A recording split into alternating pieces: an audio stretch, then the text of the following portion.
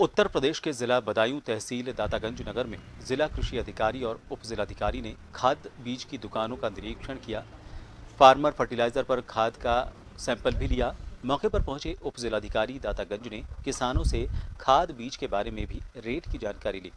उन्होंने कहा कि कोई भी गलत तरीके का खाद बीज ओवर रेट पर बेचते पाया गया तो उसके खिलाफ शासन के निर्देशानुसार कार्रवाई की जाएगी। किसी भी किसान को कोई परेशानी नहीं होनी चाहिए। वहीं उप जिलाधिकारी पारसनाथ मौर्य के निरीक्षण करने के डर से दुकानदार चेकिंग की सूचना पाते ही दुकान बंद करके भाग गए।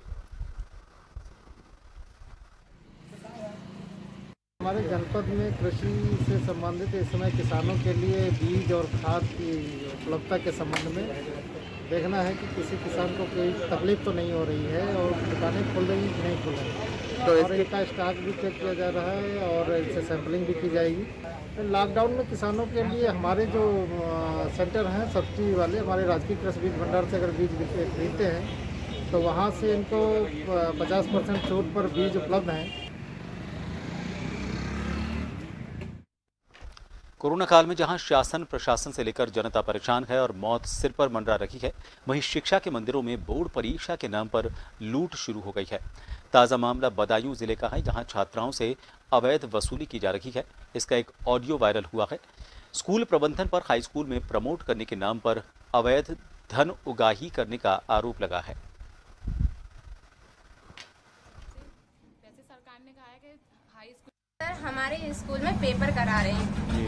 हमने इस बात का ऑप्शन उठाया कि सर किस बात के पेपर हैं, तो उन्होंने कहा तुम्हें अगली क्लास में प्रमोटेड किया जाएगा। तो फिर हमने और आगे कहा क्या है ना तुम्हें 500 रुपये भी दिए जाएंगे। तो हमने इस बात का ऑप्शन उठाया तो कहने लगे अगली क्लास में प्रमोटेड करने के लिए तुम्हें पैसे 500 रुपये थोड़ा खर्च करना पड़ेगा।